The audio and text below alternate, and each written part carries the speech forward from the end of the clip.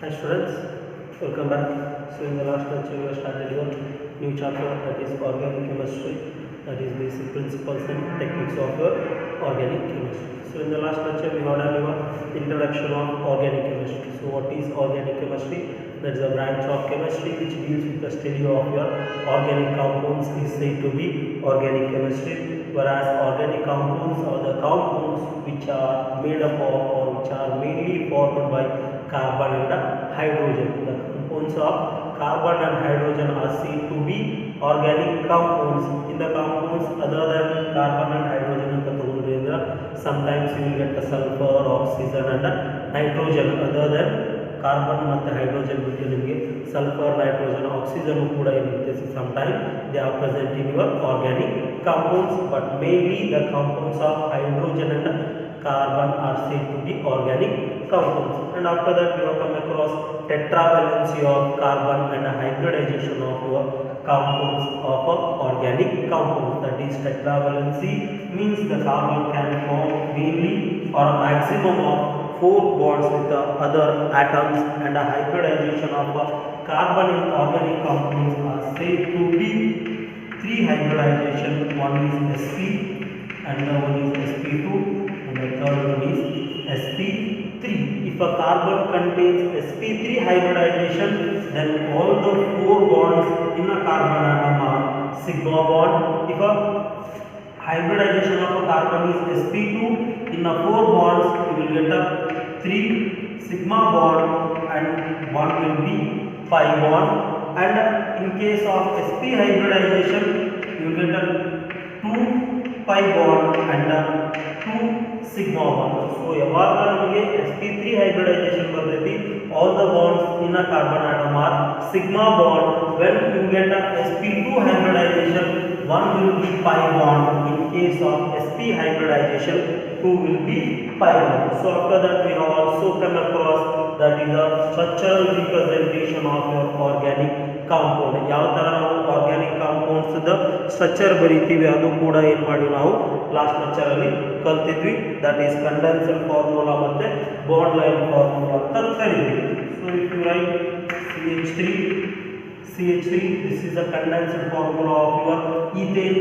bond line ಬರೆದ್ರಿ ಅಂದ್ರೆ this is a bond line structure representation of your ethane. So this is first carbon and this is your second carbon, and hydrogen ಏನು ಮಾಡೋಣ ನಾವು represent ಮಾಡೋಣ. ಅದೇ ನಿಮ್ಮ compound ಅಲ್ಲಿ other than hydrogen ಇತ್ತು, ಇಲ್ಲಿ CH3 ಐತಿ, ಈ ಕಡೆ ಕೂಡ CH3 ಐತಿ. ಸೊ ಈ ಡಾಟ್ ಏನು ಇಂಡಿಕೇಟ್ ಮಾಡ್ತಾ ನಮಗೆ ಒಂದು ಕಾರ್ಬನ್ ಆಟಮ್ ಮತ್ತೆ 3 ಹೈಡ್ರೋಜನ್ ಆಟಮ್. ಅದೇ ನಿಮಗೆ in this 2 hydrogen atom and 1 chlorine atom, ಈ ಕಡೆನೂ ಕೂಡ 2 hydrogen atom 1 chlorine atom ಇತ್ತಂದ್ರೆ ಏನು ಮಾಡ್ತೀವಿ, ಈ ಸ್ಟ್ರಕ್ಚರ್ ಯಾವ ತರ ಬರೀತೀವಿ ಅಂದ್ರೆ ನಾವು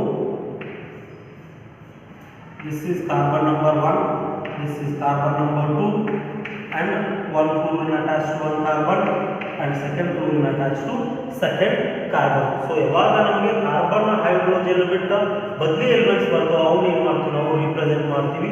ಓನ್ಲಿ ಕಾರ್ಬನ್ ಹೈಡ್ರೋಜನ್ ಅಂತಂದ್ರೆ ಈ ತರ ರಿಪ್ರೆಸೆಂಟ್ ಮಾಡ್ತೀವಿ. If you write CH3, CH2, CH2, so last lecture ಅಲ್ಲಿ ನೋಡಿದ್ವಿ. ಸೊ ಈ ತರ 3 ಕಾರ್ಬನ್ ಆಟಮ್ಸ್ ಇದ್ದ ಅಂಡ್ 3 2 ಇತ್ತಂದ್ರೆ ಇದನ್ನ ಯಾವ ತರ ಬರೀತೀವಿ ನಾವು ಈ ತರ ಬರೀತೀವಿ. This is carbon number 1, carbon number 2 and central carbon atom. Hydrogen atoms ನ ರಿಪ್ರೆಸೆಂಟ್ ಮಾಡೋಣ. ಬಟ್ ಅದೇ ಇಲ್ಲಿ ಎರಡು ಹೈಡ್ರೋಜನ್ ಅಲ್ಲಿ ಒಂದು ಹೈಡ್ರೋಜನ್ ಇದ್ದು ಇನ್ನೊಂದು ಹೈಡ್ರೋಜನ್ ಅಲ್ಲಿ OH ಗ್ರೂಪ್ ಇತ್ತಂದ್ರೆ ಅವಾಗ ಏನು ಮಾಡ್ತೀವಿ ನಾವು will write it OH. So ಯಾವಾಗ ಹೈಡ್ರೋಜನ್ ಮತ್ತೆ ಕಾರ್ಬನ್ ಬಿಟ್ಟು ಬೇರೆ ಎಲಿಮೆಂಟ್ಸ್ ಬರ್ತೋ ಅದನ್ನ ಏನು ಮಾಡಬೇಕಾಗುತ್ತೆ ರಿಪ್ರೆಸೆಂಟ್ ಮಾಡಬೇಕಾಗುತ್ತೆ in case of bond line structure. So ಇದ್ರ ಜೊತೆ ನಿಮಗೆ 3 ಡೈಮೆನ್ಷನಲ್ ಸ್ಟ್ರಕ್ಚರ್ ಕೂಡ ಬರುತ್ತೆ. 3 ಡೈಮೆನ್ಷನಲ್ ಸ್ಟ್ರಕ್ಚರ್ ಅಂದ್ರೆ ಯಾವ ತರ ಅಂದ್ರೆ if you consider CH4, the hybridization of CH4 is sp3 hybridization.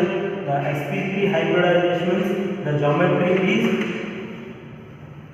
tetrahedral geometry. So 3 dimensional ಅಂತ ತಗೊಂಡ್ರೆ hydrogen hydrogen hydrogen hydrogen. So ಈ 4 ಹೈಡ್ರೋಜನ್ ಯಾವ ತರ ಅರೇಂಜ್ ಆಗಿರ್ತಾವೆ ಅಂದ್ರೆ they are arranged in the form of tetrahedral geometry, which means 2 hydrogens are in a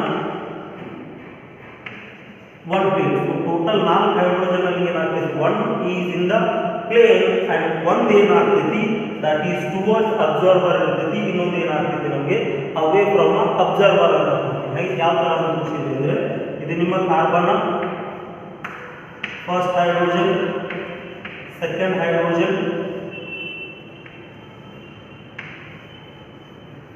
and this is your third hydrogen and this is your fourth hydrogen. So ಈ ತರ ಏನು ಮಾಡ್ತೀವಿ ನಾವು 3 dimensional tetrahedral geometry ಇದೆ. So ಈ ಎರಡು hydrogen atoms ಏನಾಗ್ತವೆ ನಮಗೆ, these two hydrogen atoms are present in one plane whereas these two hydrogens ಒಂದು ಏನಾಗ್ತೈತಿ it is towards the observer ಇರ್ತೈತಿ and ಇದು ಇನ್ನೊಂದು ಏನಾಗ್ತೈತಿ away from observer. ಅಂದ್ರೆ ಯಾವ ತರ ತೋರಿಸಬಹುದು ಅಂದ್ರೆ ಈಗ ನಾವು ಇದನ್ನ 4 ಚಾಪೀಸ್ ತಗೊಂಡು ತೋರಿಸಬಹುದು ನೋಡ್ರಿ. ಯಾವ ತರ ತೋರಿಸಬಹುದು ಅಂದ್ರೆ ಸೊ ಈ ತರ 4 ಚಾಪೀಸ್ ತಗೊಂಡ್ರಿ ಅಂದ್ರೆ ಇದು ಒಂದು ಏನಾಗ್ತೈತಿ, ಎರಡು ಹೈಡ್ರೋಜನ್ ಆಟಮ್ಸ್ ಏನಿರ್ತವೆ ಒಂದೇ ಪ್ಲೇನ್ ಒಳಗೆ. ಸೊ ಒಂದು ಏನಾಗ್ತೈತಿ ಇವೆರಡು ಹೈಡ್ರೋಜನ್ ನೋಡ್ರಿ ಒಂದೇ ಪ್ಲೇನ್ ಒಳಗೆ ಕಾಣ್ತಾವೆ, ಅಂದ್ರೆ ಎರಡು ಸೇಮ್ ಪ್ಲೇನ್ ಒಳಗೆ ಇರ್ತಾವೆ. ಅಂಡ್ ಒಂದು ಏನಾಗ್ತೈತಿ ಕೆಳಗಡೆ ಇರ್ತೈತಿ ಅದು ಟುವರ್ಡ್ಸ್ ಅಬ್ಸರ್ವರ್ ಇರ್ತೈತಿ, ಇನ್ನೊಂದು ಏನಾಗ್ತೈತಿ ಅದಕ್ಕೆ ಅಪೋಸಿಟ್ ಅಂದ್ರೆ ಅವೇ ಫ್ರಮ್ ಅಬ್ಸರ್ವರ್ ಇರ್ತೈತಿ. ಈ ತರ ಏನ್ ಮಾಡ್ಬೋದು ನಾವು 3 ಡೈಮೆನ್ಷನಲ್ ಸ್ಟ್ರಕ್ಚರ್ ಕೂಡ ಏನ್ ಮಾಡ್ಬೋದು ನಮ್ಮ ಆರ್ಗ್ಯಾನಿಕ್ ಕಾಂಪೌಂಡ್ಸ್ ನ ರಿಪ್ರೆಸೆಂಟ್ ಮಾಡ್ಬೋದು. So today in this lecture we are moving on to next topic, that is a classification of your organic compounds. The organic compounds are mainly classified into 4 categories. One is aliphatic compounds, second one is alicyclic compounds, third one is aromatic compounds and the fourth one is heterocyclic compounds. Aliphatic are the compounds which contain open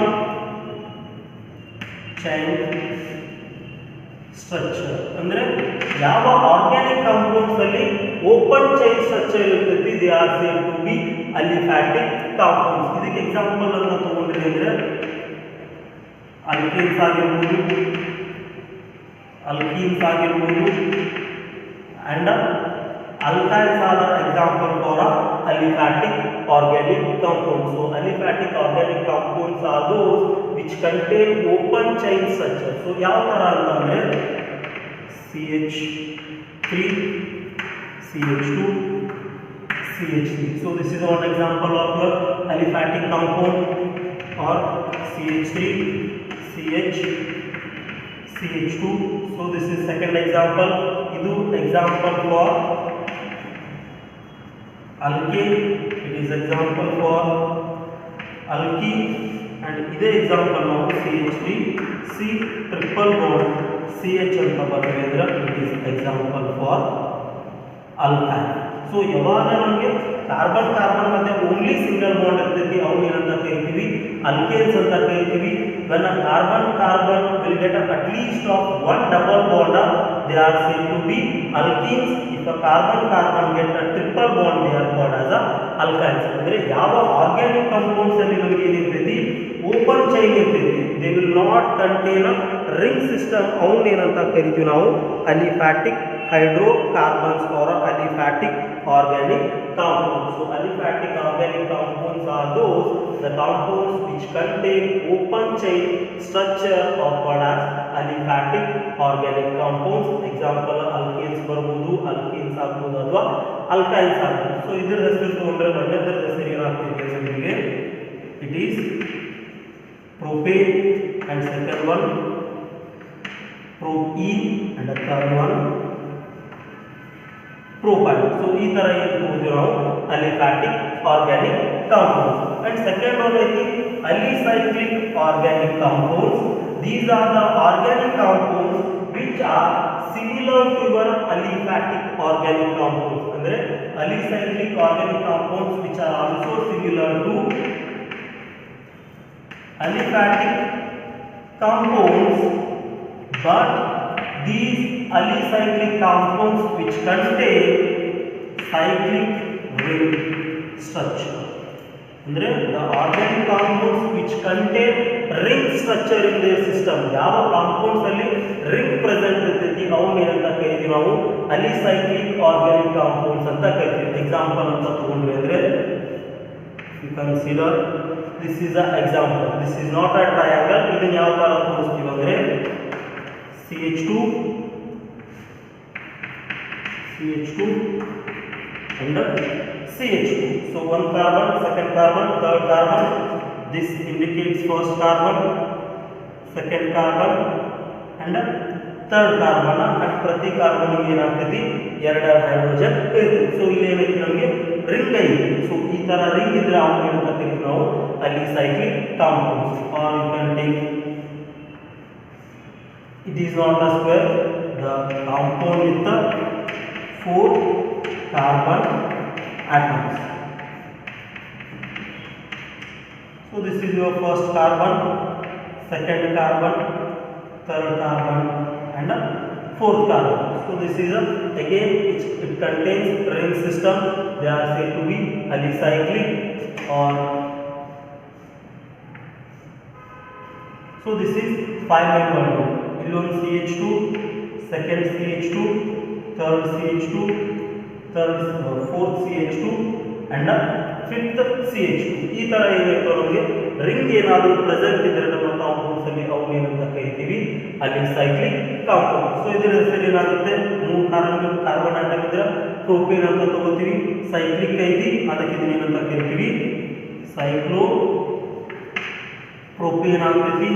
it is cyclobutane and here it is cyclopentane.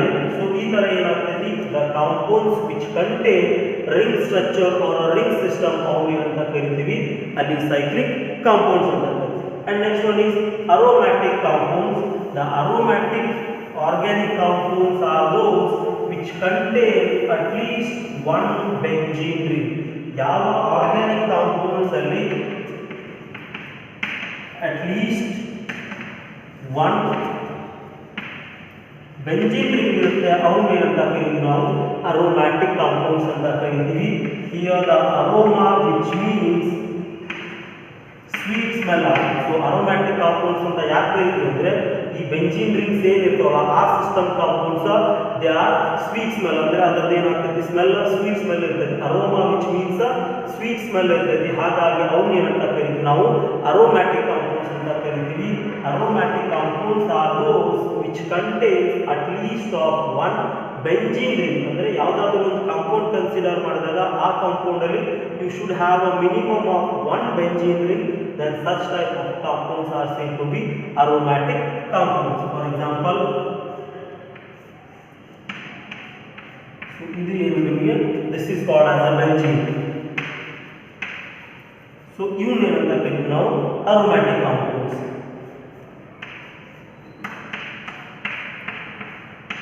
ಇಲ್ಲಿ ಒಂದು ಕಡೆ OH group ಐತಿ, but ಇಲ್ಲಿ ಏನೈತಿ ನಮಗೆ benzene ring. So ಇದರ ಹೆಸರು ಏನಾಗ್ತೈತಿ ನಮಗೆ phenol.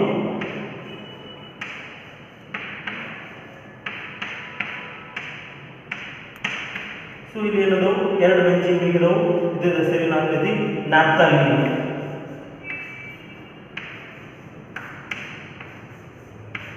And here you get 3 benzene rings. ಇದರ ಹೆಸರು ಏನಾಗ್ತೈತಿ ನಿಮಗೆ ಆಂಥ್ರಾಸಿನ್. ಸೊ ಯಾವಾಗ ಕಾಂಪೌಂಡ್ ಅಲ್ಲಿ at least of 1 benzene ring ಇರ್ತೈತಿ ಅವನ್ನ ಏನಂತ ಕರೀತೀವಿ ನಾವು ಅರೋಮ್ಯಾಟಿಕ್ ಕಾಂಪೌಂಡ್ಸ್ ಅಂತ ಕರೀತೀವಿ. ಸೊ ಈ ಸ್ಟ್ರಕ್ಚರ್ ಏನಂತ ಯಾವ ತರ ಕರೀತೀವಿ ಅಂದ್ರೆ ನಾವು ಒಳಗಡೆ ಒಂದು ಸರ್ಕಲ್ ಆಗುತ್ತೆ. ಅದೇ ತರ ನ್ಯಾಪ್ಥಾಲಿನ್ ಮತ್ತೆ anthracene. This is naphthalene and this is your anthracene. So ಇವಾಗ ಒಂದೇ ಬೆಂಜೀನ್ ರಿಂಗ್ ಇರ್ತೈತಿ ಅಥವಾ ಒಂದೇ ಅರೋಮ್ಯಾಟಿಕ್ ರಿಂಗ್ ಇರ್ತೈತಿ, ಅದನ್ನ ಬೆಂಜೀನ್ ಅಂತ ಕರಿತೀವಿ. 2 ಅರೋಮ್ಯಾಟಿಕ್ ರಿಂಗ್ ಬಂದ್ರೆ ನ್ಯಾಪ್ಥಾಲಿನ್, 3 ಬಂದ್ರೆ ಆಂಥ್ರಾಸಿನ್. ಸೊ ಯಾವಾಗ ಒಂದು ಕಾಂಪೌಂಡ್ ಅಲ್ಲಿ ನಮಗೆ ಬೆಂಜೀನ್ ರಿಂಗ್ ಪ್ರೆಸೆಂಟ್ ಬರ್ತೈತಿ ಅವನ್ನ ಏನಂತ ಕರಿತೀವಿ ನಾವು aromatic compounds. So aromatic compounds are those which contain at least of 1 benzene ring are called as aromatic compounds. And next is ನಿಮಗೆ heterocyclic compounds. So heterocyclic compounds are those which contain at least of 1 other atom other than your carbon atom. ಯಾವ compounds ಅಲ್ಲಿ, that is ಯಾವ organic compounds ಅಲ್ಲಿ which is replaced by other atom. The carbon atom is replaced by other atom. ಅಂದರೆ ಯಾವುದಾದ್ರೂ ಒಂದು example consider ಮಾಡಿದ್ರಿ ಅಂದರೆ ಆ ಎಕ್ಸಾಂಪಲ್ ಏನಿರ್ತೈತಿ ಅದರೊಳಗೆ ನಮಗೆ ಹೈಡ್ರೋಕಾರ್ಬನ್ಸ್ ಇರ್ತೈತಿ, ಹೈಡ್ರೋಜನ್ ಮತ್ತು ಕಾರ್ಬನ್ ಇರ್ತೈತಿ. ಬಟ್ ಅಲ್ಲಿ ಇರ್ತಕ್ಕಂಥ ಕಾರ್ಬನ್ ಆಟಮನ್ನು ಯಾವುದಾದ್ರೂ ಬೇರೆ ಆಟಮ್ ಲೈಕ್ ಆಕ್ಸಿಜನ್ ಇರ್ಬೋದು, ನೈಟ್ರೋಜನ್ ಇರ್ಬೋದು, ಸಲ್ಫರ್ ಇರ್ಬೋದು, ಅವು ಏನು ಮಾಡ್ತಾವೆ ರೀಪ್ಲೇಸ್ ಮಾಡ್ತಾವೆ. ಅದನ್ನೇನಂತ ಕರಿತೀವಿ ನಾವು ಹೆಟೆರೋಸೈಕ್ಲಿಕ್ ಕಾಂಪೌಂಡ್ಸ್ ಅಂತ. For example you consider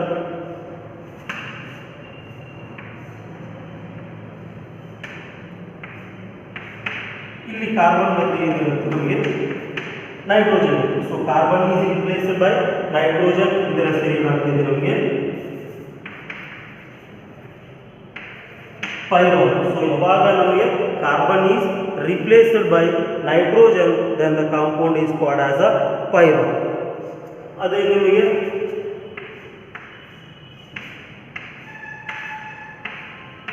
in place of nitrogen if we got oxygen, this is called as a furan. So in place of carbon ನಮಗೆ ಏನೈತಿ ನೈಟ್ರೋಜನ್ ಬಂದರೆ ಪೈರೋಲ್ ಆಗ್ತೈತಿ, ಅದೇ ಆಕ್ಸಿಜನ್ ಬಂದರೆ ಫ್ಯೂರಾನ್ ಆಗ್ತೈತಿ.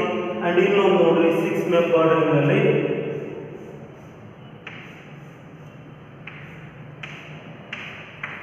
ಸೊ ಇಲ್ಲಿ ನೈಟ್ರೋಜನ್ ಬರ್ತೈತಿ. In place of carbon nitrogen ಬಂತಂದ್ರೆ ಅದನ್ನೇನಂತ ಕರಿತೀವಿ ನಾವು ಪಿರಿಡಿನ್ ಅಂತ ಕರಿತೀವಿ. ಅದಕ್ಕೆ ಹೆಟೆರೋಸೈಕ್ಲಿಕ್ ಕಾಂಪೌಂಡ್ಸ್ ಅಂದರೆ heterocyclic compounds are those compounds where one or more carbon atoms are replaced by other atoms. ಯಾವಾಗ ನಮಗೆ ಆರ್ಗ್ಯಾನಿಕ್ ಕಾಂಪೌಂಡ್ಸ್ ಅಲ್ಲಿ ಕಾರ್ಬನ್ ಆಟಮ್ ಬದಲಿ ಆಟಮ್ಸ್ ಬರಬೇಕು ಅದರ್ ದೆನ್ ಕಾರ್ಬನ್. ಹೆಟೆರೋಸೈಕ್ಲಿಕ್ ಅಂದ್ರೆ these are the cyclic compounds. So ಇಲ್ಲಿ ಏನಿತ್ತು ನಮ್ದಿದು 5 member ring ಇತ್ತು, ಈ ಕಾರ್ಬನ್ ಇತ್ತು. ಈ ಕಾರ್ಬನ್ ಇದ್ದಲ್ಲಿ ಏನು ಮಾಡೋದು ನಾವು ನೈಟ್ರೋಜನ್ ಆಡ್ ಮಾಡ್ತೀವಿ. ಸೊ ಕಾರ್ಬನ್ ಇದ್ದಲ್ಲಿ ನೈಟ್ರೋಜನ್ ಬಂತಂದ್ರೆ ಪೈರೋಲ್ ಅಂತ ಕರಿತೀವಿ. ಇದೇ ಕಾರ್ಬನ್ ಇರೋ ಪ್ಲೇಸಿಗೆ ಆಕ್ಸಿಜನ್ ತೊಗೊಂಡ್ವಿ ಅಂದ್ರೆ ಫ್ಯೂರಾನ್ ಆಗ್ತದೆ. ಸೊ ಇದು 6 ಮೆಂಬರ್ ರಿಂಗ್. 6 ಮೆಂಬರ್ ರಿಂಗ್ ಆಗಲೇ ತೊಗೊಂಡಿದ್ದೀವಿ ನೋಡ್ರಿ. ಸೊ ಈ ಥರ ತೊಗೊಂಡ್ರೆ ಏನಂತ ಕರಿತೀವಿ ನಾವು ಬೆಂಜಿನ್ ಅಂತ. ಸೊ ಇಲ್ಲಿ 6 ಕಾರ್ಬನ್ ಆಟಮ್ ಇದಾವೆ. 6 ಕಾರ್ಬನಲ್ಲಿ 1 ಕಾರ್ಬನ್ ಏನು ಮಾಡ್ತೀವಿ ನಾವು ರಿಮೂವ್ ಮಾಡಿ ಆ ಕಾರ್ಬನ್ ಪ್ಲೇಸಿಗೆ ಏನು ತಗೋತೀವಿ ನೈಟ್ರೋಜನ್ ತಗೋತೀವಿ. ಸೊ ಅವಾಗ ಇದರ ಹೆಸರು ಏನಾಗ್ತೈತಿ ಪಿರಿಡಿನ್ ಆಗ್ತದೆ. Hetero means different.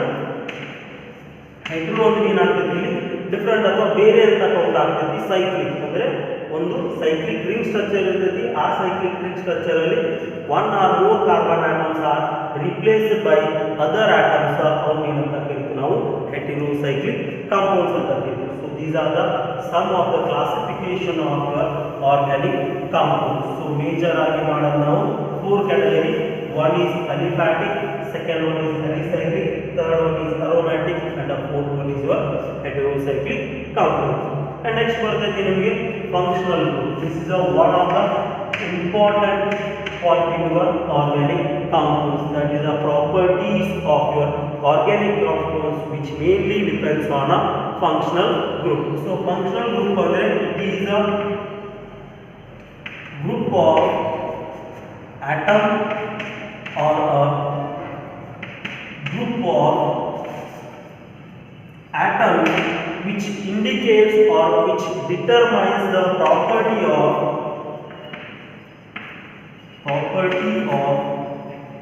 organic compound. ಅಂದ್ರೆ ಫಂಕ್ಷನಲ್ ಗ್ರೂಪ್ ಅಂದ್ರೆ ಇದೇನಿರ್ಬೋದು ನಮಗೆ ಒಂದೇ ಆಟಮ್ ಇರ್ಬೋದು ಅಥವಾ it is a group of atom ಇರ್ಬೋದು. ಈ group of atom or atoms present ಇರೋದ್ರಿಂದ ಅದರ ಪ್ರಾಪರ್ಟಿ ಏನಾಗ್ತೈತಿ ಚೇಂಜ್ ಆಗ್ತೈತಿ. ಅಂಥವ್ನ ಏನಂತ ಕರಿತೀವಿ ನಾವು ಫಂಕ್ಷನಲ್ ಗ್ರೂಪ್ ಅಂತ ಕರಿತೀವಿ. For example if you consider CH4, the name of the compound is methane. So ಅದೇ ಇಲ್ಲಿರ್ತಕ್ಕಂಥ 4 ಹೈಡ್ರೋಜನ್ ಅಲ್ಲಿ ಏನು ಮಾಡ್ತೀವಿ ನಾವು ಒಂದು ಹೈಡ್ರೋಜನ್ ರಿಮೂವ್ ಮಾಡಿ if you write CH3 in place of one hydrogen, if you write the OH, the property of a organic compound or a hydrocarbon ಏನಾಗ್ತೈತಿ change ಆಗ್ತೈತಿ. ಇದು ಏನಾಗಿ ಚೇಂಜ್ ಆಗ್ತೈತಿ ನಿಮಗೆ it changes into a alcohol. Here one hydrogen is replaced by a atoms, that is OH ಇಂದ replace ಮಾಡಿದ್ವಿ ಅಂದ್ರೆ ಇದು ಏನಾಗ್ತೈತಿ ನಮಗೆ ಆಲ್ಕೋಹಾಲ್. ಅದೇ ಇಲ್ಲಿ ನೀವು CH4 ಇರಲಿ 2 ಹೈಡ್ರೋಜನ್ ತೆಗೆದು ಇಫ್ ಯು ರೈಟ್ CHO, ಇದ್ರ ಸ್ಟ್ರಕ್ಚರ್ ಬರೆದ್ರೆ ಏನಿರ್ತೈತಿ ನಿಮ್ಮದು CH this is your methane. So second ಅಲ್ಲಿ ಏನು ಮಾಡ್ತೀವಿ, ಈ ಹೈಡ್ರೋಜನ್ ರಿಮೂವ್ ಮಾಡ್ತೇವೆ. ಈ ಹೈಡ್ರೋಜನ್ ರಿಮೂವ್ ಮಾಡಿ ಇಲ್ಲಿ ನಾವು ಏನು ಬರಿತೇವೆ, OH ಬರಿತೇವೆ. ಸೊ ಯಾವಾಗ ನೀವು ಹೈಡ್ರೋಜನ್ ರಿಮೂವ್ ಮಾಡಿ OH ಬರಿತೀರಿ ಅವಾಗ ಅದು ಕಾಂಪೌಂಡ್ ಏನಾಗ್ತೈತಿ, ನಮಗೆ ಆಲ್ಕೋಹಾಲ್ ಆಗಿ ಚೇಂಜ್ ಆಗುತ್ತೆ. ಅದೇ ಏನಾಗ್ತೀವಿ, ಇಲ್ಲಿ CH4 ಅಲ್ಲಿ ಎರಡು ಹೈಡ್ರೋಜನ್ ರಿಮೂವ್ ಮಾಡ್ತೀರಿ. ಎರಡು ಹೈಡ್ರೋಜನ್ ರಿಮೂವ್ ಮಾಡಿದ್ರಿ ಅಂದ್ರೆ ಏನಾಗ್ತೈತಿ, HCHO. ಸೊ ಎರಡು ಹೈಡ್ರೋಜನ್ ರಿಮೂವ್ ಮಾಡಿ ಅಲ್ಲಿ ಏನು ಮಾಡ್ತೇವೆ, ಆಕ್ಸಿಜನ್ ಹಾಕ್ತೀವಿ. ಸೊ ಆಕ್ಸಿಜನ್ ಹಾಕಿದ್ರೆ ಹೆಂಗಾಗುತ್ತೆ ನೋಡ್ರಿ, ಇಲ್ಲಿದೊಂದು ಹೈಡ್ರೋಜನ್ ರಿಮೂವ್ ಮಾಡಿರ್ತೀರಿ ಆ್ಯಂಡ್ ಇಲ್ಲಿದೊಂದು ಹೈಡ್ರೋಜನ್ ರಿಮೂವ್ ಮಾಡ್ತೀರಿ. ಸೊ ಈ ಪ್ಲೇಸಿಗೆ ಏನು ಹಾಕ್ತೀವಿ ನಾವು, ಆಕ್ಸಿಜನ್ ಹಾಕ್ತೀವಿ. ಎರಡು ಹೈಡ್ರೋಜನ್ ಒಂದು ಆಕ್ಸಿಜನ್ ಬಂತಂದ್ರೆ ಅವಾಗ ಇದು ಏನಾಗ್ತದೆ ನಮಗೆ aldehyde ಅಂತ ಹೇಳ್ತೀವಿ. ಸೊ ದ ಫಂಕ್ಷನಲ್ ಗ್ರೂಪ್ ಅಂದ್ರೆ is a group of atom or a group of atoms where it determines the property of a organic compound. ಅವನ್ನ ಏನಂತ ಕರೀತೀವಿ ನಾವು, ಫಂಕ್ಷನಲ್ ಗ್ರೂಪ್ ಅಂತ. ಸೊ ಇಲ್ಲಿ ಕೆಲವೊಂದಿಷ್ಟು ಫಂಕ್ಷನಲ್ ಗ್ರೂಪ್ ಬರ್ತವೆ ನೋಡ್ರಿ. ಯಾವಾಗ ನಮಗೆ ಆರ್ಗ್ಯಾನಿಕ್ ಕಾಂಪೌಂಡ್ ಅಲ್ಲಿ if you get a OH group, ಯಾವಾಗ ಆರ್ಗ್ಯಾನಿಕ್ ಕಾಂಪೌಂಡ್ ಅಲ್ಲಿ OH ಗ್ರೂಪ್ ಬರ್ತೈತಿ ಅದನ್ನ ಏನಂತ ಕರಿತೀವಿ, we call it as a alcohol. ಯಾವಾಗ ಆರ್ಗ್ಯಾನಿಕ್ ಕಾಂಪೌಂಡ್ ಅಲ್ಲಿ CHO ಗ್ರೂಪ್ ಬರ್ತದೆ ಅಂದ್ರೆ ಇದು ಯಾಕೆ ತಗೋತೀವಿ ಅಂದ್ರೆ ಇದು ಏನಾಗ್ತೈತಿ, ಈ OH ಗ್ರೂಪ್ ಒಂದು ಕಾರ್ಬನ್ ಆಟಮ್ ಅಟ್ಯಾಕ್ ಆಗಿರ್ತೈತಿ, ಈ CHO ಒಂದು ಕಾರ್ಬನ್ ಆಟಮ್ಗೆ ಅಟ್ಯಾಕ್ ಆಗಿರ್ತೈತಿ ಅಂತ ತೋರಿಸುತ್ತೆ. ಸೊ ಯಾವಾಗ ಆರ್ಗ್ಯಾನಿಕ್ ಕಾಂಪೌಂಡ್ ಅಲ್ಲಿ OH ಗ್ರೂಪ್ ಬರ್ತೈತಿ ಅವನ್ನ ಏನಂತ ಕರಿತೀವಿ, ಆಲ್ಕೋಹಾಲ್ ಅಂತ ಕರಿತೀವಿ. ಯಾವಾಗ ನಮ್ಗೆ ಆರ್ಗ್ಯಾನಿಕ್ ಕಾಂಪೌಂಡ್ ಅಲ್ಲಿ CHO ಬರ್ತೈತಿ ಅದನ್ನ ಏನಂತ ಕರಿತೀವಿ, aldehyde ಅಂತ ಕರಿತೀವಿ. Organic compound contain COOH group then they are called as a carboxylic acid and next ಇನ್ನೊಂದು ಬರ್ತೈತಿ C-double-bond-O-C. ಅಂದ್ರೆ ಈ ಕಡೆ ಒಂದು ಕಾರ್ಬನ್ ಗ್ರೂಪ್ ಅಟ್ಯಾಚ್ ಇರ್ತೈತಿ, ಈ ಕಡೆ ಒಂದು ಏನಿರ್ತೈತಿ ನಮಗೆ ಕಾರ್ಬನ್ ಗ್ರೂಪ್ ಅಟ್ಯಾಚ್ ಇರ್ತೈತಿ. ಈ ತರ ಇತ್ತು ಅವ್ನು ಏನಂತ ಕರಿತೀವಿ ನಾವು, ಕೀಟೋನ್ಸ್ ಅಂತ ಕರಿತೀವಿ. ಸೊ ಈ ತರ ಏನಾಗ್ತೈತಿ ನಮಗೆ ಫಂಕ್ಷನಲ್ ಗ್ರೂಪ್ ಡಿಪೆಂಡ್ ಆಗ್ತಾ ಹೋಗ್ತಿದೆ. ಅದೇ ನಿಮಗೆ ಇನ್ನೊಂದು ಬರ್ತೈತಿ C-double-bond-O-C.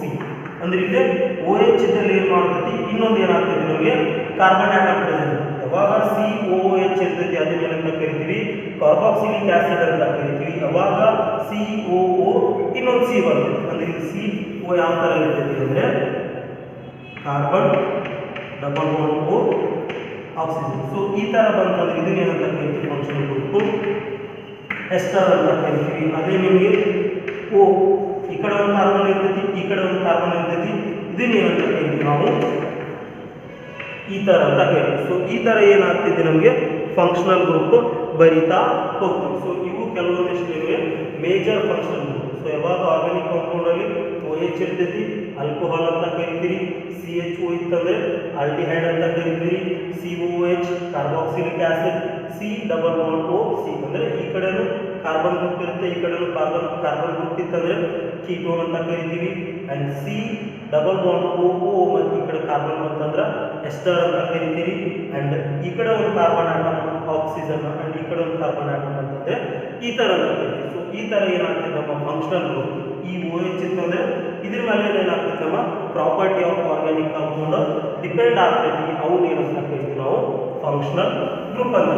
ಅಂಡ್ ನೆಕ್ಸ್ಟ್ ಬರ್ತೈತಿ ಈ ಫಂಕ್ಷನಲ್ ಗ್ರೂಪ್ ಇನ್ನ ನಿಮಗೆ ಇಲ್ಲಿ ನಾಮಿಕ್ಲೇಚರ್ ಮಾಡಬೇಕಾದ್ರೆ ಡೀಟೇಲ್ ಆಗಿ ಮಾಡೋದಕ್ಕಾಗಿ ನಿಮಗೆ ಕ್ಲಿಯರ್ ಆಗಿ ಗೊತ್ತಾಗುತ್ತೆ.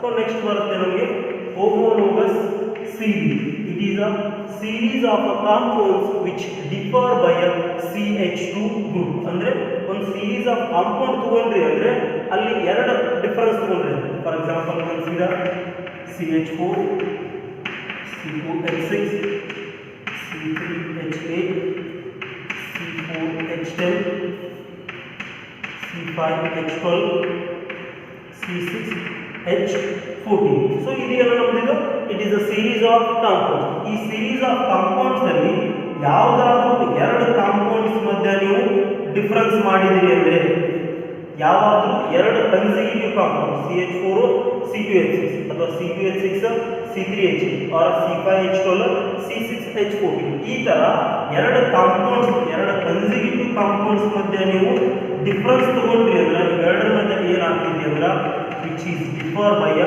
CH2 group. ಸೊ ಇಲ್ಲಿ ನೋಡ್ರಿ ಒಂದು ಕಾರ್ಬನ್ ಐತಿ, ಇಲ್ಲಿ ಕಾರ್ಬನ್ ಆಟಮ್ಸ್ 2 ಅದಾವು. ಕಾರ್ಬನ್ ಆಟಮ್ಸ್ ಡಿಫರೆನ್ಸ್ ಆಗ್ತೈತಿ, ಒಂದು carbon and number of hydrogen 4 ಐತಿ, ನಂಬರ್ ಆಫ್ ಹೈಡ್ರೋಜನ್ 6 ಐತಿ, ಹೈಡ್ರೋಜನ್ ಎಷ್ಟು ಡಿಫರ್ ಆಗ್ತೈತಿ 2. ಅಂಡ್ ಅದೇ ತರ ಇಲ್ಲಿ ನೋಡ್ರಿ ಕಾರ್ಬನ್ ಆಟಮ್ ಎಷ್ಟು 5 ಐತಿ, ಕಾರ್ಬನ್ ಆಟಮ್ ಎಷ್ಟು ಐತಿ 6 ಐತಿ, differ by 1 carbon atom. Hydrogen atom 12, hydrogen atom 40, again differ by hydrogen atom ಎಷ್ಟಾಗ್ತೈತಿ 2. ಅಂದ್ರೆ ಏನಂತ ಕರೀತೀವಿ ನಾವು homologous series. It is a series of compounds which differ by a CH2 group. ಅಂದ್ರೆ ಒಂದು series of compound ತಗೊಂಡು ಆ series of compounds ಅಲ್ಲಿ ಯಾವಾದರೂ ಎರಡು compounds consecutive compounds ಕನ್ಸಿಡರ್ ಮಾಡಿ ಅವೆರಡರ ಮಧ್ಯೆ ಡಿಫರೆನ್ಸ್ ತಗೊಂಡ್ವಿ ಅಂದ್ರೆ ಅವೆರಡು ಏನಾಗ್ತವು differ by a CH2 group. ಅವನ್ನ ಏನಂತ ಕರೀತೀವಿ ನಾವು homologous series. ಸೊ ಅದು ಒಂದಿಷ್ಟು ಕ್ಯಾರೆಕ್ಟರಿಸ್ಟಿಕ್ಸ್ ಮೆನ್ಷನ್ ಮಾಡಿ ನೋಡ್ರಿ.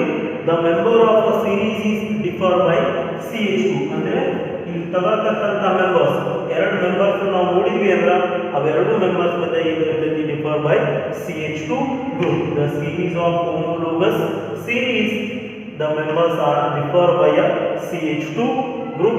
And next ಓದಿವಿ the series of group is represented by a general formula. So ಈ series of group ನ ನಾವು ಜನರಲ್ ಫಾರ್ಮುಲಾ ಅಲ್ಲಿ ರಿಪ್ರೆಸೆಂಟ್ ಮಾಡ್ತೀವಿ. ಯಾವ ತರ ಕರೀತೀವಿ ನೋಡ್ರಿ, CnH2n+2.